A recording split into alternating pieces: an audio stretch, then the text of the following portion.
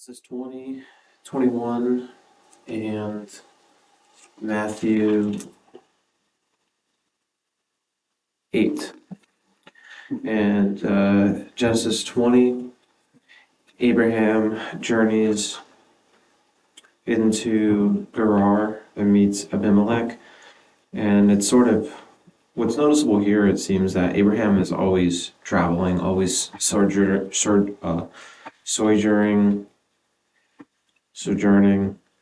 and he's sort of like a nomad. So he's got this great group of wealth around him with his possessions, his sheep, his shepherds, his servants, and so forth. So he's always traveling, it seems like, moving around, maybe being called to continue traveling, or perhaps he uses up all the resources and needs to go somewhere else.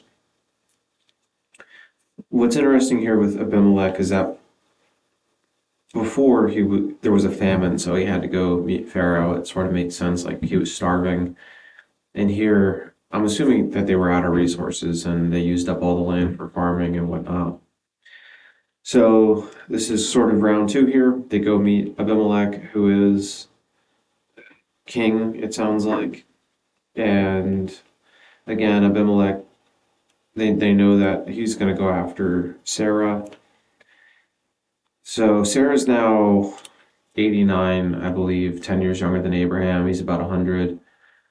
And this had me going back to thinking sort of how they're aging people or whatnot. But I guess it's my assumption that she has some sort of beauty to her that is not relative to age, yeah, or some sort of spirit is keeping her young, or she's just got some sort of unearthly beauty to her, even being 100 years old, because it's obviously that she's even acknowledging that she's old, or she's unable to have a child.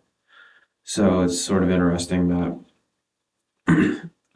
the king wants her, he can get whoever he wants, and apparently he's still going after her. Um, So yeah, it's the same thing that happens with pharaohs. They show up. Abraham says it's his sister. Abimelech gets a dream where it's not his sister, so don't do anything with her. And they go back to Abraham and say, why have you done this? Abraham says, well, I wasn't necessarily lying. She is my sister, apparently. And maybe this was discussed before, but Sarah is Abraham's half sister. They have the same father, different mother. So Abimelech basically says, go and get out of here. He gets more sheep and oxen, same thing as before. His resources just continue to increase. Given 1,000 pieces of silver, Abimelech basically says, go get out of here. And I guess they were being inflicted because it says Abimelech and his people close to him were healed once this was established that they'd move off from the land. So that's Genesis 20. Genesis 21, birth of Isaac. Let's see here. So, as it was mentioned before, Sarah will have a son. His name is Isaac. And Sarah said, God has made laughter for me. Everyone who hears will laugh over me. And there's three instances of laughter noticeable so far. Was she laughs in the tent when the Lord says that she'll have a child. She laughs. God hears her. Says, "Why do you laugh?" So that's kind of like a laughed in jest. Haha, this is really happening. And then here, I can't figure out. She's saying God has made laughter for me. I can't figure out if that's laughter of joy, and that everyone will be joyful that this has happened to somebody who's so old, or is she saying people are going to laugh at me that I'm old and having a baby, which I'm trying to figure out. It's like you wanted the baby, now you're having the baby, so this should be a gift from the Lord. I wouldn't think that she's continuing to laugh, so it makes me think that she's laughing in joy, and everyone else around her will know that, wow, this has come true. This is amazing. And the third instance, right after this, it says, Ishmael, the son of Hagar, and also the son of Abraham, laughs. And this is obviously not a good laughing because Sarah hears it and casts him out. So I'm not really sure what's going on there, other than Hagar and Ishmael are cast out. I'm not even sure how old Ishmael is that he could be laughing. It's sort of strange because then Sarah says, I want them out of here, out of the land. And Abraham gives them food and water. And they put the boy, it almost sounds like, put the child under one of the bushes. So it almost sounds like he's infantile. Like if he was laughing, it's hard to imagine that they would have known what he was laughing at. Long story short, Hagar and Ishmael are exiled basically into um, Beersheba. And then Hagar is sitting there crying like she's away from the child. She doesn't even want to look at it because she doesn't want to watch it die under the bush. So she's like some 30 yards away, it sounds like. And God calls to her and says, What troubles you, Hagar? Fear not, for God has heard the voice of the baby where he is. And she saves them both. The Lord saves them both. What's interesting here was God says, What troubles you, Hagar? And it's kind of interesting because based on what we've read so far, I try to keep it with the context of if somebody hadn't read more. And within the context that we've read so far in Genesis, we know that he hears Hagar in the tent and was having conversation with Hagar. Basically, it sounded like in her head almost. So to me, it's interesting that he says, Fear not, or he says, What troubles you, Hagar? Obviously, he knows. He knows what's in Hagar's head. So it's up to her to either say it or come forward and say, because he's saying, I'm listening. Tell me what the problem is, even though obviously he knows what the problem is. So maybe there's some inference there where he wants us or people to come forward with our problems. And so a well appears. Now, this is kind of interesting. I did some research here. A well appears, which is what they needed. They were out of water. Obviously, it's very important. You can go a couple days without water, or you can go maybe weeks without food, perhaps, but maybe days without water. So a well appears. A well appears, and that's what saves Ishmael and Hagar. So that ends that chapter. Ishmael continues on. He grows up, becomes an expert with a bow. So they're basically saved. Right after this chapter, the next verse, a treaty with Abimelech. So now, this is kind of confusing, strange. Abraham and Abimelech get into it basically over another well. All was good with them. They went their separate ways. And then there was another well, or the same well. And Abraham comes to Abimelech and says, What's up with this well? Your servants have taken it back from me, basically. And Abimelech's like, All right, well, we'll get this figured out. And then they come and make a covenant. So there was this well. Again, very interesting. It's all in the same chapter. And they're like, well, Abimelech's servants take it back from, or take it. And Abraham said, I thought it was mine. Let's get this figured out. So Abraham gives him 7 sheep to sort of formalize that this has been resolved. Just gives him 7 young ewe sheep, young female sheep. And says, let this be a sign that everything is resolved and everything is cool between us. So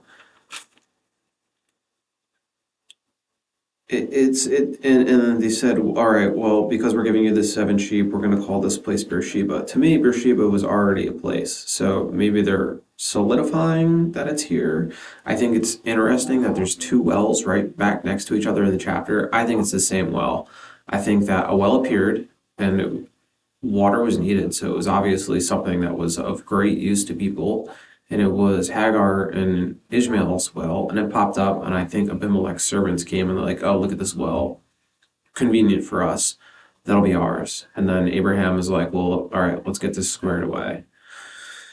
So I don't know what the deal is with these wells, but they named it Beersheba. Sheba means seven in Hebrew. It also means oath, so seven and oath. And then beer, I think, means water. So you put all that together, you got um, seven sheep, an oath, the covenant between them, and the well for the water. And the last stanza, or whatever it's called, sentence here in Genesis 34, Abraham moves on, continues to sojourn, and Abraham sojourned many days in the land of the Philistines. This is the first time Philistines is mentioned. So, given that if you hadn't read anything else in the Bible, you might be wondering, is the Philistines, what is it, a people, place thing? It's most likely people and place. But that's the first time Philistines is mentioned in this.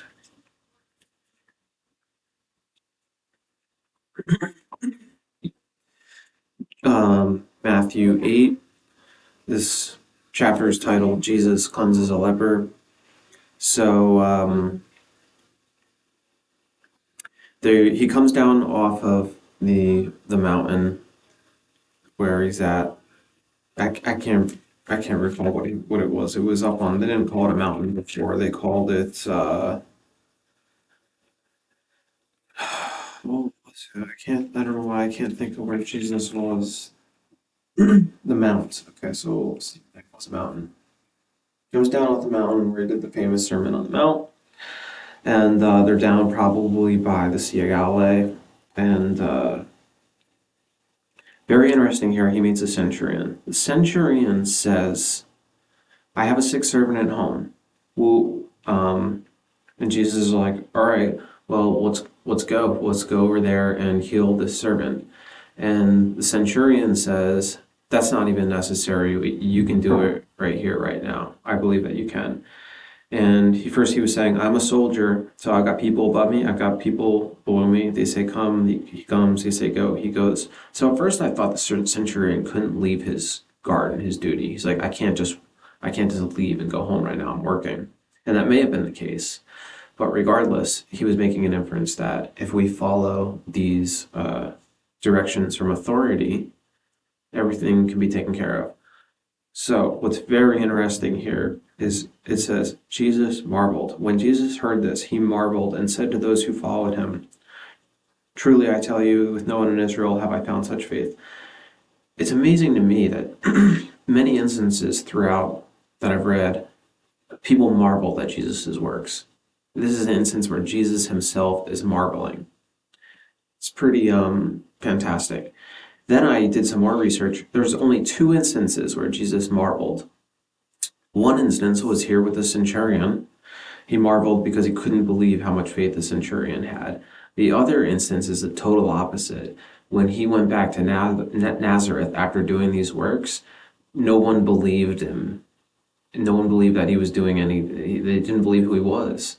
And Jesus marveled with their lack of belief, their disbelief. So that's a good inference there.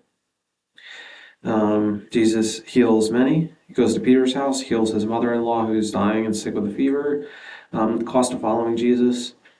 And so Jesus is down in the Sea of Galilee. He says, "Get in the boat. We're going across." I think it's symbolic that he says he gave orders to go to the other side. I think there's more to that than just going to the other side of the river. I think it's kind of like either you get in the boat and we're going over. Whoever comes, comes. Whoever doesn't, doesn't.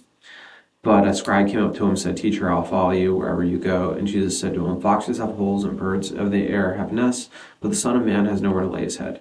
So he's basically saying to the scribe, I think he's saying is that it's easy to just say, "Let's go."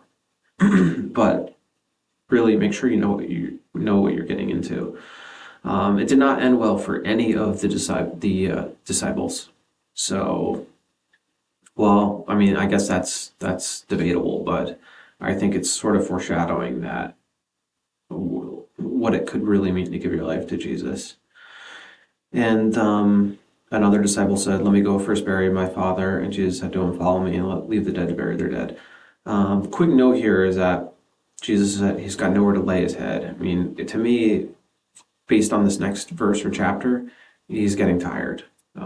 He's probably been out doing this. He's half man, half God. So He's understanding some of both of the aspects of life here. Now, he goes over to the other side, gets out of the boat. Two demon-possessed men come over to him.